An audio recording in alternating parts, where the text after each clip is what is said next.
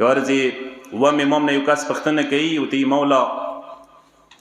څه وجه دی چې موږ بهشت نه راوبسلو سکون نه راوبسلو هلته ښه زندګي وه که نه بهشت نه یې مونږ که آدم علیه السلام یې راوبسلو غنم دانه یې ورته بهانه جوړه کړه نن ټوله بني آدم تکلیفو کې دی مشکلاتو کې دی ډېر ښکلې پوښتنه مولا نه کوي اوم امام نه یو کس مولا ته مولا مو بهشت کې یو ښه نه و سکون سره ارامې سمه زندګي تېروله مولا ورته وایي چې تاسو بهشت نه ځکه راوبسلوئ خدای غوښتل چې تاسو ته خپل نقایص عیبونه وښیي چې تاسو کې څومره عیبونه نقایص در کېږدي څومره کمزوري یوئ یوې بیمارۍ ته څومره کمزوري یوئ یوه وایرس ته څومره کمزوري یوئ موسم ته څومره کمزوري یوئ سړه ته څومره کمزوري یوئ توده ته څومره کمزوري یوئ داسې خو نه وي چې خدای سره مقابلې ته وځئ بیا لکه شیطان ور ووتلو مولا حدیث دی مولا یې څه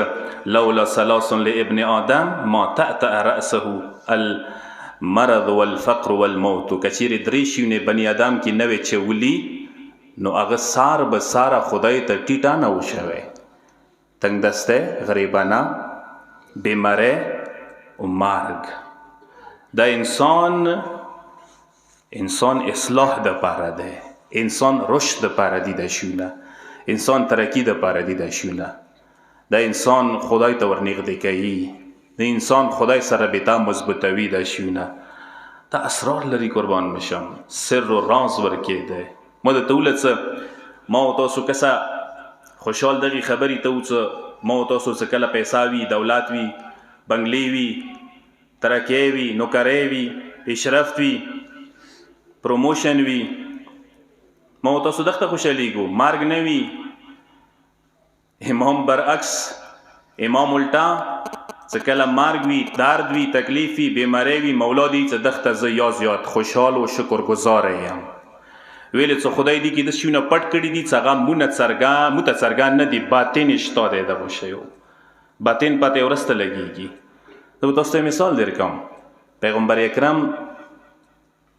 چې کله دنیا ته راتلو که نه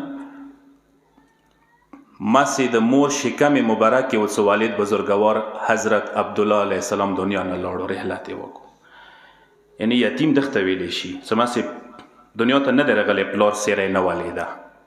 بیا څه شپېږو وکولو اوس مور بزرګواره بی آمنه سلام الله علیها دنیا نه لاړه رحلت یې وکړو یعنی خلکو پیغمبر ته څه نګاه کولو چې ټولو نه غوټ یتیم اندا دی نه مور لري نه پلار لري هغه هسته خدای کوم مقام ته ورسوله هیچا سوچ کې وه هیچا فکر کې وه چې یو کس هغه دی حتی معاشرې کې مور و پلار نه وي هغه یتیم وبلی شي هغه نیکه ستی هغه تره ستی هغه ډېر تکلیفو سره ستر شي زندګۍ تېره کړي هغه پروردګار عالم محبوب عالمین وګرځوي رحمت للعالمین وګرځوي دا خدای کارونه دي که نه راز ورکې پټ دی دغو شیو کې فلسفه ورکې پټه دی